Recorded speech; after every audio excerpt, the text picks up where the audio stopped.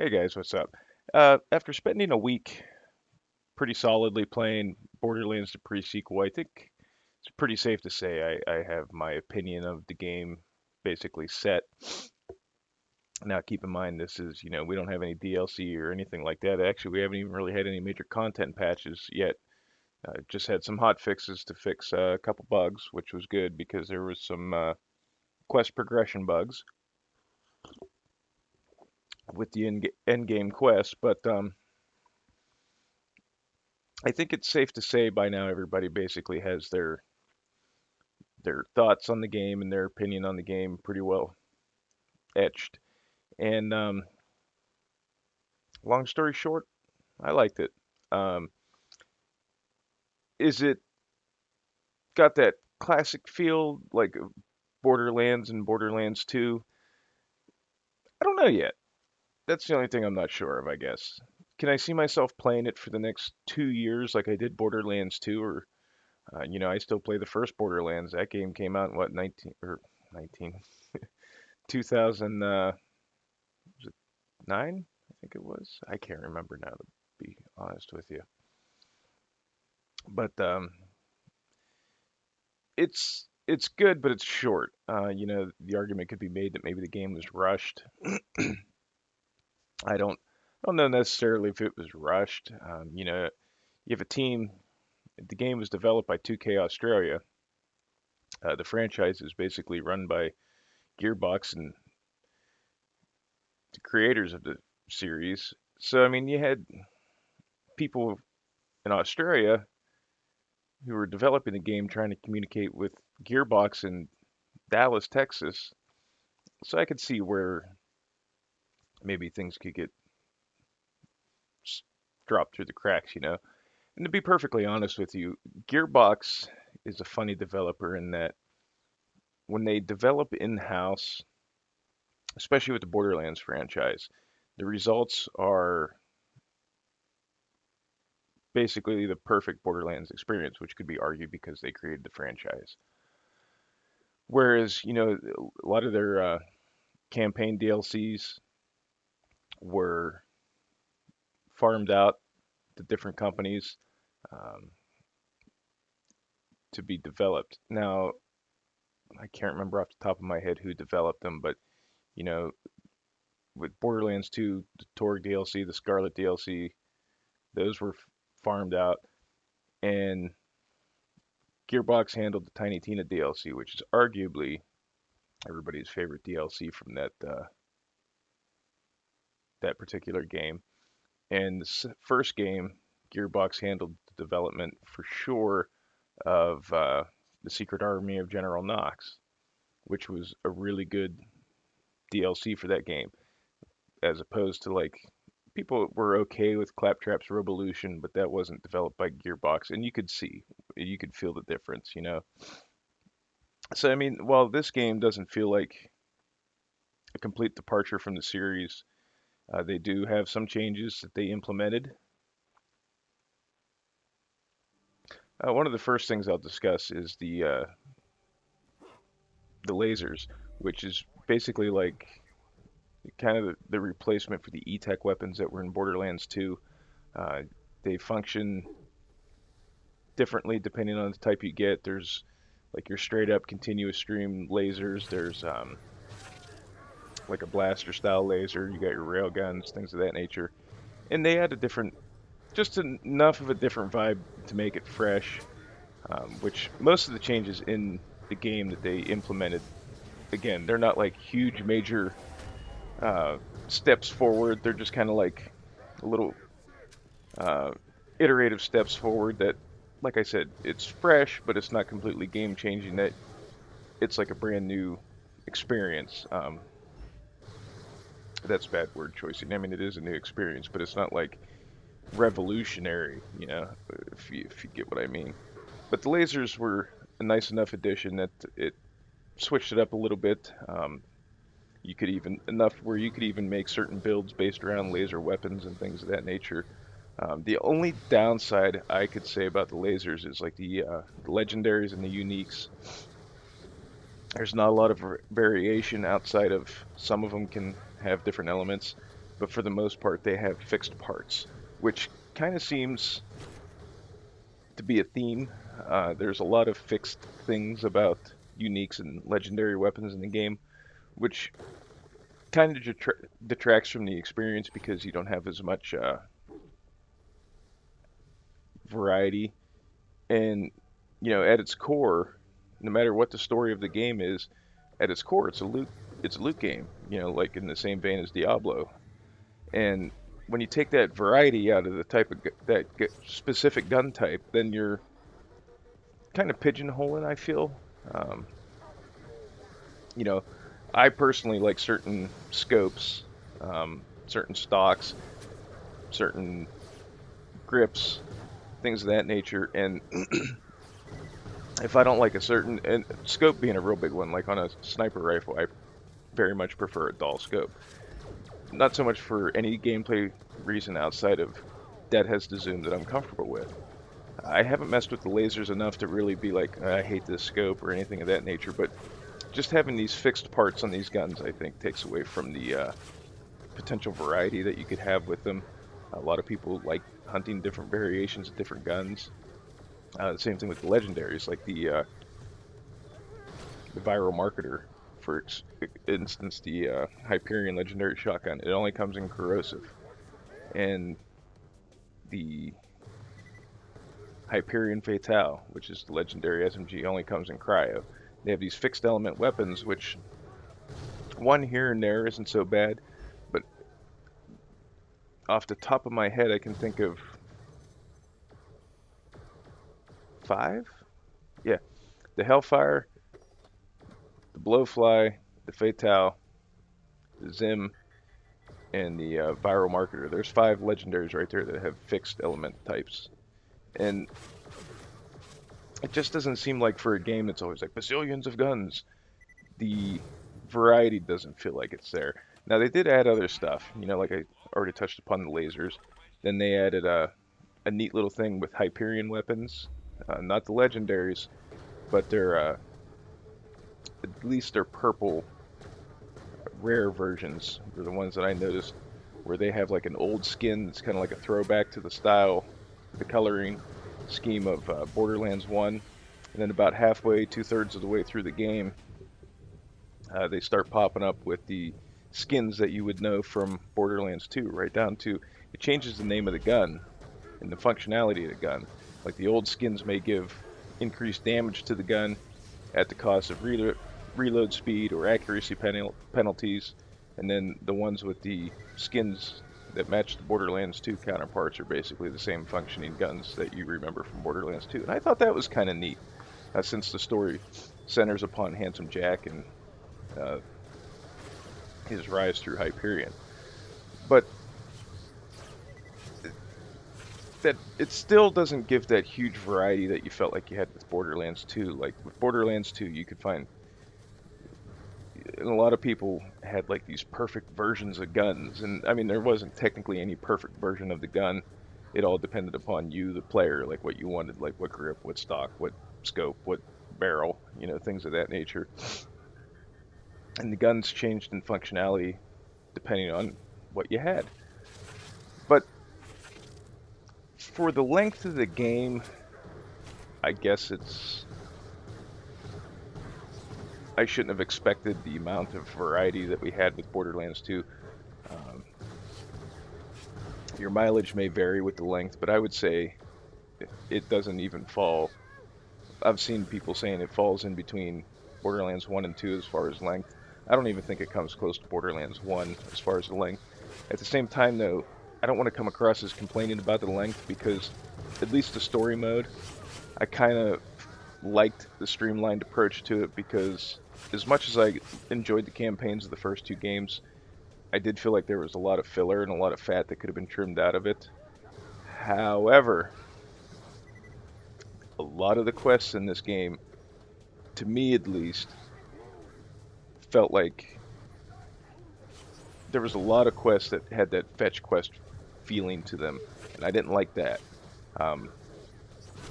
There was a lot of backtracking, which is okay to an extent because that means you got to fight more enemies, you're going to get leveled up faster, and to me, As much as I might sound weird coming off saying this, to me, getting to level 50 as quickly as possible and experiencing the end game is where the fun really opens up for me. I like experimenting with different weapon combinations, different skill set combinations, class mods, shields, yada yada yada. That's where I have fun. That's where I feel like I get to.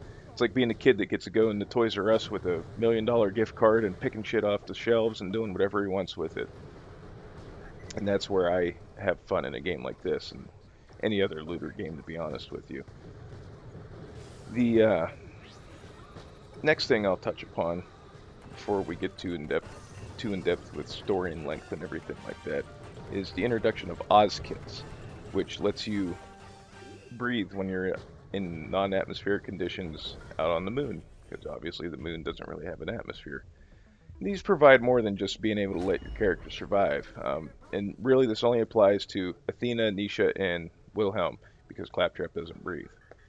As long as you have your 2-bar full, your Oz kit provides the ability to kind of almost a double jump, more kind of like a slight boost. You can glide a little bit. It slows your descent if you hold down the jump button. And if you're in the air and you're high enough up, you hit the crouch button, you will do a ground pound, which is pretty cool. The O2 kit will give you different elements to your ground pound: explosive, cryo, shock, fire. And there's also duality Oz kits, where if you're out in an atmosphere, you get certain bonuses to like shotgun damage or elemental damage or burn chance. And you get a different bonus if you're in a non-atmosphere condition. Um, and it basically kind of from the same pool. Elemental damage, elemental chance, weapon damage, things of that nature. There's also legendary Oz kits, which is cool. So, I mean, there's some variety with the Oz kits. Actually, the Oz kits, I feel like for as much as I played the game, I might not even have scratched the surface with how many Oz kits are in the game. It feels like there is a large variety of Oz kits. And I think while their intentions are noble, that doesn't. Some of that variety could have been better spent on the weapons, maybe, but that's just my thought. All in all, though, I enjoyed the narrative. I did feel. I don't know if I would say it's the strongest writing of the three, but the writing is certainly getting better with each progressive release in this franchise. I did, however, feel like a couple things were directed towards people that have possibly provoked Gearbox employees on Twitter or in some of the articles that have been brought up over the years and forum posts. I feel like there was a little bit of antagonizing there. Some of it was funny, some of it was just kind of like, I felt kind of came off as childish, but it is what it is, you know. Won't fix, God, more like meme lands too. More like meme lands the pre-meme cool. More like border memes. More like meme.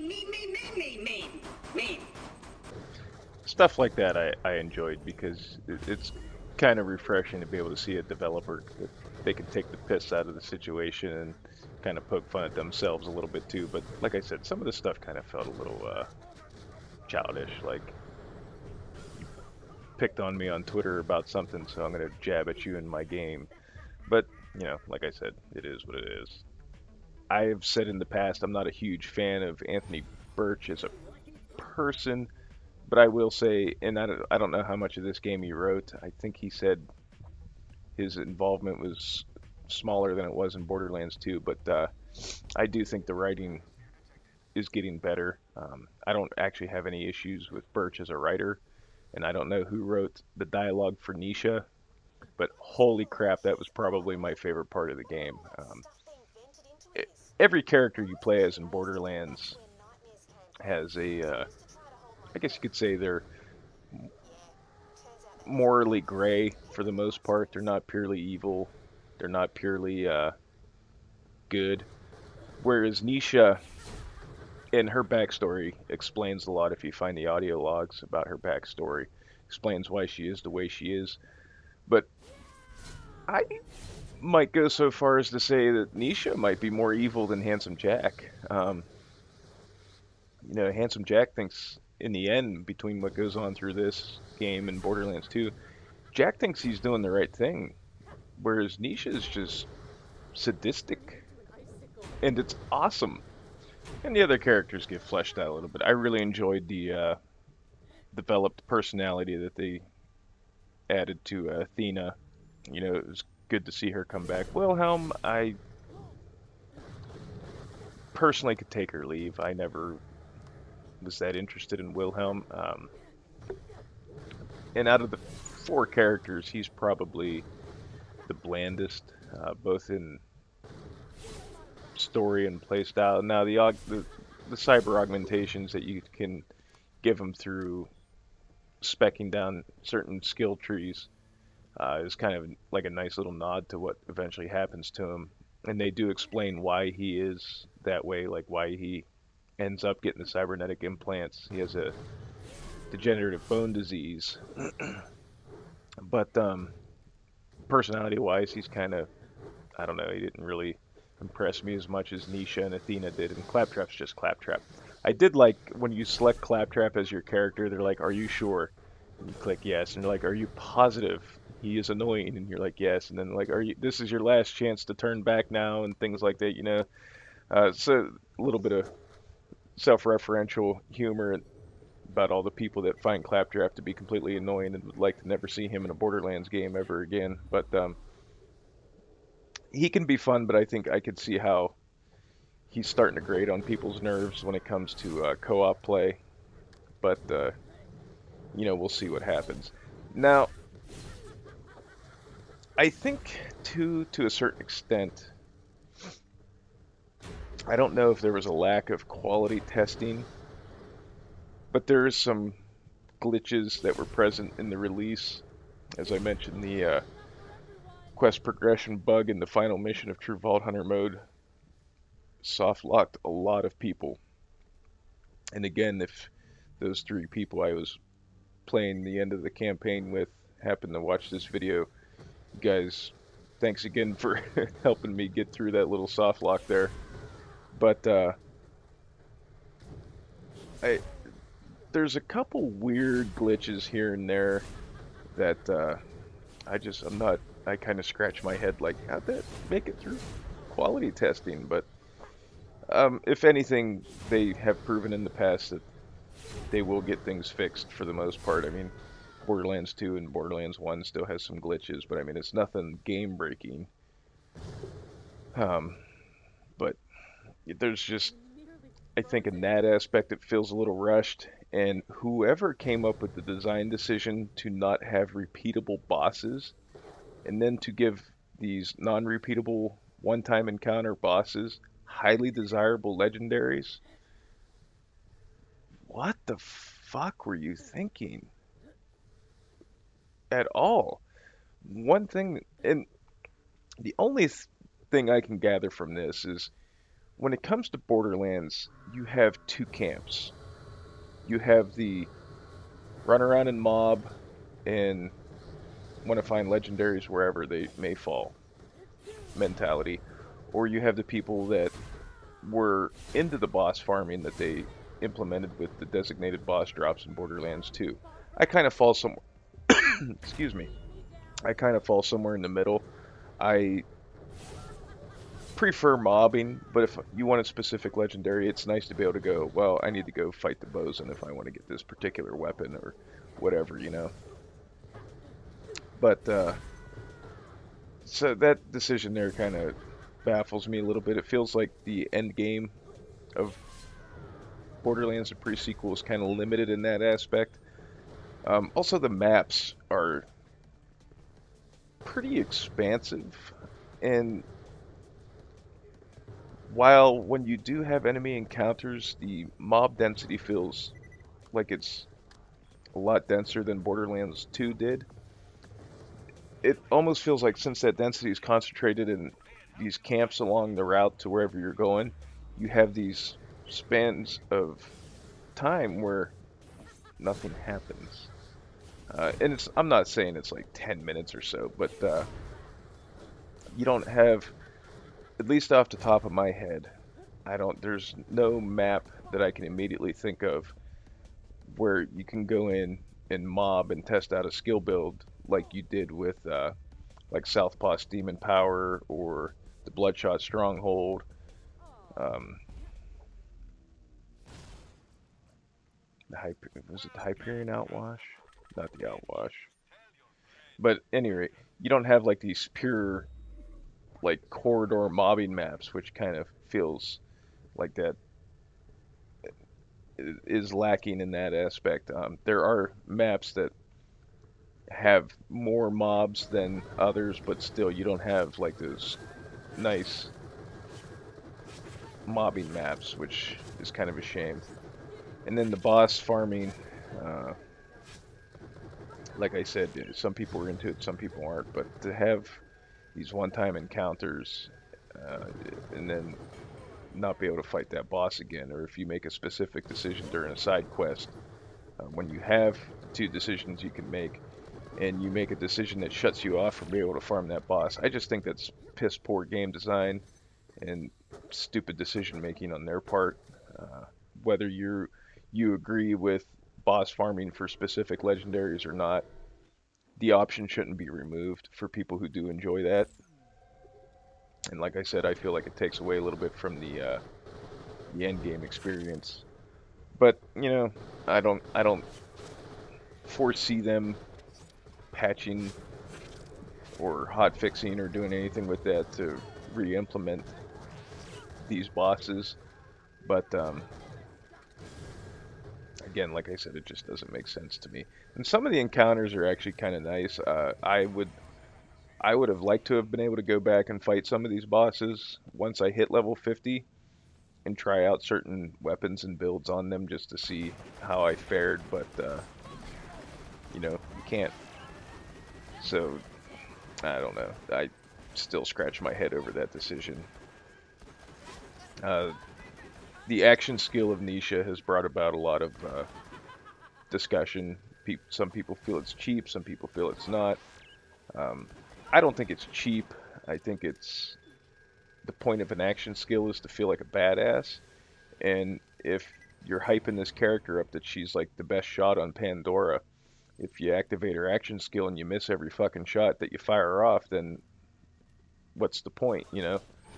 And the skill itself is buggy enough that I think it kind of counterbalances the OP-ness of it basically being an aimbot, because it will lock on the things that are, the levels are multi-tiered now, because with these Oz kits and your ability to do the double jumps, and you jump higher in general because of the lack of gravity, or the decreased gravity, you have more verticality than you've ever had in a Borderlands game. So Showdown will target enemies that you can't necessarily see, but they register on your map because they're either above you or below you. And if you're not paying attention, you'll sit there and unload a clip onto a wall or a floor or nothing at all. So I mean, risk reward. When it's on, it's on, but when it's off, it's off. How is kind of my feelings on that. And then again, going back to Melee Athena, there's some heavy discussion about the shooting star shield and her action skill, because the shooting star shield makes her insane when it comes to melee. Plus, the functionality of the Aspis basically gives her immunity to any damage coming at her from in front of her. So there's a lot of back and forth about that. Personally, I feel like they accomplished what they set out to accomplish. They said that they wanted you to feel like a badass, and they made the characters pretty badass, I think. This came up, and I've mentioned this before in Borderlands 2 videos. They said in Borderlands 2, If something's overpowered but it's fun and it makes you feel like a badass, they have no problem leaving it in until everybody complains about it. They didn't say that last part, but they might as well have.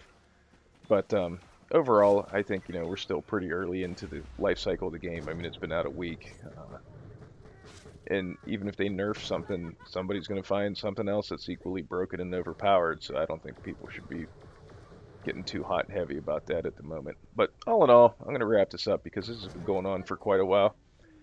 If I guess the best way to sum this all up, if you're a fan of the Borderlands franchise, play this game. If you're not a fan of the Borderlands franchise, this game is not going to change your mind in any way, shape, or form. And that's that. But like always, and I'm thinking about making a video that discusses the story more in depth, but since it'll be spoilery, I'll wait. But like always, guys, I want to thank you all for watching, and we'll see you in the next one. All right? Bye, guys.